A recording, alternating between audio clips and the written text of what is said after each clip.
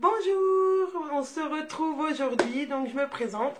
Je m'appelle Anaïs du blog ainsi que mon compte Instagram, Facebook, voilà, les cousettes de clochette. Voilà, je suis heureuse de vous retrouver aujourd'hui pour vous présenter un petit livre qui s'appelle Mémo Couture de Christelle Benetou. Alors pour celles qui me connaissent et qui me suivent, j'ai participé au salon Hit Créative avec d'autres blogueuses sur un stand. Voilà, le temps d'un week-end. Donc déjà, grand merci à Caro de Caroline Création qui m'a invité à faire ce salon et franchement, je l'en remercie parce que c'était vraiment une expérience exceptionnelle. Voilà, donc je vous en reparlerai plus tard, c'est pas le sujet de la, de la vidéo. Et donc j'ai rencontré Christelle Benetou, je vous en avais un petit peu parlé, qu'elle était sur le salon. Et voilà, vraiment une personne formidable, souriante, accueillante, plein de bienveillance. Enfin bon, voilà, une personne vraiment super, super, super sympa. Donc j'ai acheté le Mémo Couture et le Mémo Tissu. Alors j'ai pensé en faire deux vidéos, mais finalement je pense qu'ils se complètent très bien. Donc je vais vous en parler sur une même vidéo. Donc on va commencer par le Mémo Couture qui se présente en chevalet. Donc voilà, donc je trouve ça super pratique pour mettre dans un coin de son atelier, pour l'avoir toujours sous la main, parce que vraiment c'est un outil qui est bien, qui va devenir pour moi indispensable. Donc elle va commencer par tous les points de couture, tous les points de base à la machine, les points de base de la surjeteuse. Alors je ne fais pas trop voir, hein, parce que le but c'est quand même d'aller l'acheter.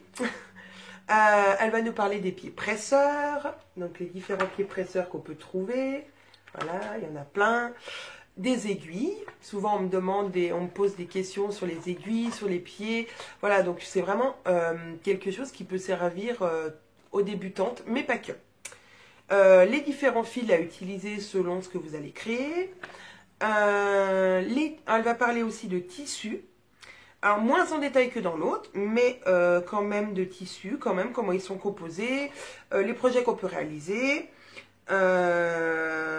Donc, je trouve ça super bien. C'est vraiment un... Voilà, puis je trouve que c'est vraiment le chevalet, c'est une idée géniale. Comment on entretient le tissu? Voilà, c'est aussi des questions qui reviennent souvent. Et on va aussi avoir un petit topo sur l'entoilage. Quel métrage il nous faut pour quel projet?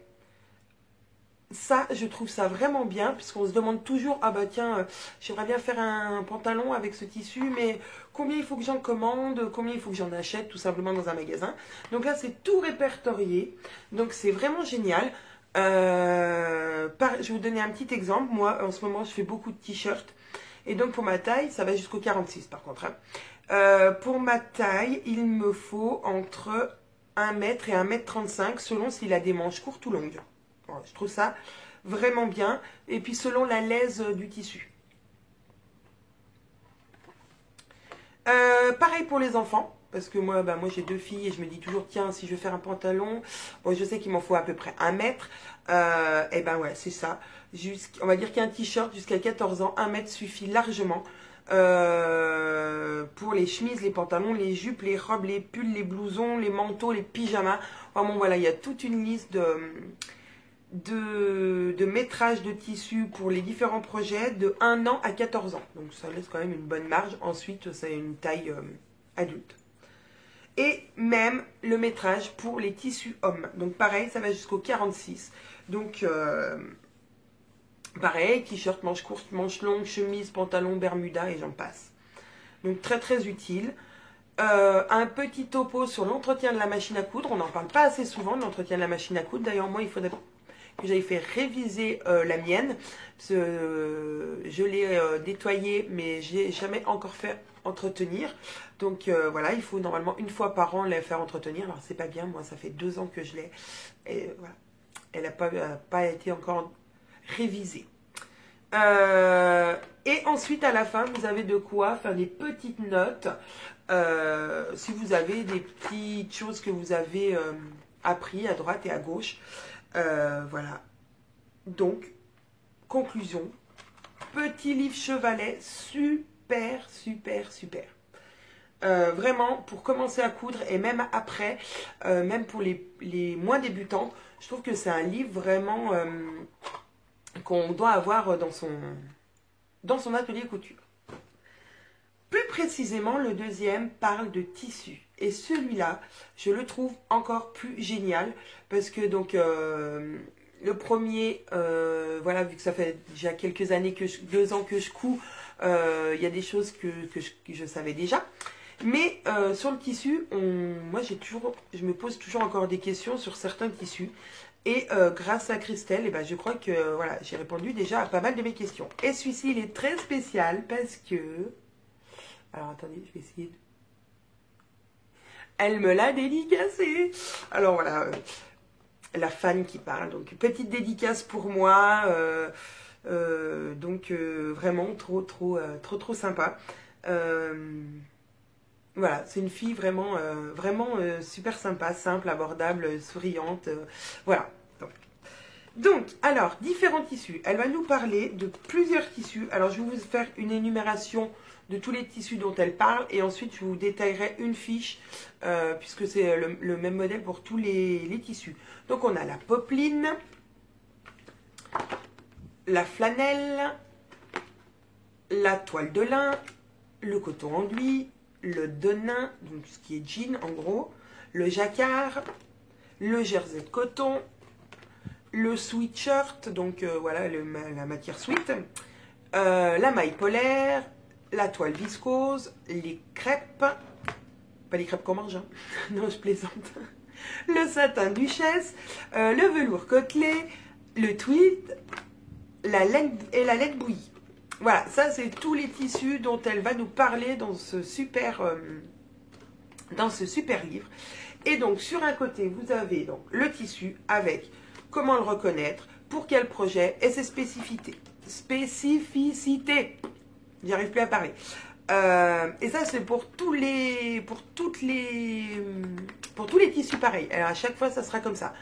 Comment le reconnaître, pour quel projet et la spécificité du tissu. Ensuite, derrière, donc je vais vous prendre, allez, on va prendre le coton enduit par exemple. Derrière, elle va nous détailler plus en détail le bon matériel à utiliser avec la machine à coudre. Donc, quel fil, quelle aiguille, quel pied, si c'est un pied spécial. Comme là, pour le coton enduit, c'est un pied téflon. Des petites astuces dessous. Et à côté, on va avoir les points de couture d'assemblage, donc quel point il faut faire, si c'est un point droit, zigzag, etc. Et la technique de finition. Et donc par exemple, pour le tissu enduit, donc le point pour l'assemblage, c'est un point droit. Et la technique de finition, eh ben, c'est un ourlet simple ou la pose d'un biais. Je vais vous prendre un autre exemple, le jersey, parce que j'adore le jersey. Donc pareil, le reconnaître, pour quel projet, la spécificité de ce tissu. Et derrière, donc on aura le bon matériel, donc aiguille jersey, hein, bien sûr, ça on en a déjà parlé. Le fil qu'il faut utiliser, et une petite astuce dessous. Et donc point de couture, assemblage et surfilage. Donc elle nous dit à la machine à coudre qu'il faut un point extensible ou un point overlock. Et à la surjeteuse, un point surjet 4 fils, voilà, comme je vous en avais déjà parlé. Et technique de finition, donc soit la machine l'aiguille double, ou un point décoratif, ou un point large, pardon, décoratif. Et à la surjeteuse, soit un rouleté, soit un point de recouvrement, donc à la recouvreuse. Donc vraiment, c'est un petit livre que je vais vraiment utiliser parce que souvent on se dit, tiens, mais quelle aiguille il faut, quel pied, qu'est-ce que je peux faire comme finition, quel point je peux utiliser à ma machine. Si on a une surjeteuse, bon, en général, on sait que le point de surfilage fait à peu près pour tous les vêtements, mais pour tous les tissus, on va dire. Mais voilà, s'il faut utiliser 2 aiguilles, si on qu'une aiguille, un point 3 fils, 4 fils, enfin bon, voilà. Tout est expliqué dans ce mémo tissu. Et franchement, si je peux vous conseiller les débutantes et les moins débutantes, c'est vraiment un petit livre à avoir avec celui-ci qui se complète très bien dans votre bibliothèque, et même pas dans votre bibliothèque, direct dans votre coin couture, parce que c'est quelque chose, à mon avis, qui va beaucoup me servir. Et en plus, voilà, vu qu'il y en a un dédicacé par Christelle, voilà, j'adore vraiment ces 2 livres. J'avais longtemps hésité à les acheter. Et quand je les ai vus sur le stand et que j'ai vu que j'ai pu en feuilleter un. Voilà, je me suis dit qu'il fallait que je les achète. Alors donc, ils sont ces petits livres à 6,90 € pièce. Franchement, voilà, moi je dis que c'est un bon investissement. C'est très bien écrit, c'est très compréhensible, c'est précis, voilà, sans complication. On ne se demande pas qu'est-ce qui est écrit. Donc franchement, je vous le recommande. Donc voilà, je vous ai fait la présentation de ces deux super petits livres chevalets. Je reviendrai vers vous dans quelques jours après le prochain salon que je vais faire, toujours avec Caroline Création, sur la Roche-sur-Foron, pour vous faire un petit podcast avec ce que j'ai fait, mes projets, et puis aussi mes achats tissus, même si j'en ai pas fait beaucoup sur le salon, puisque voilà, hein, ouais, je peux pas tout acheter. Donc je reviendrai plus tard pour vous parler de tout ça. Et maintenant, il me reste plus qu'à vous faire des gros bisous et à vous dire à bientôt.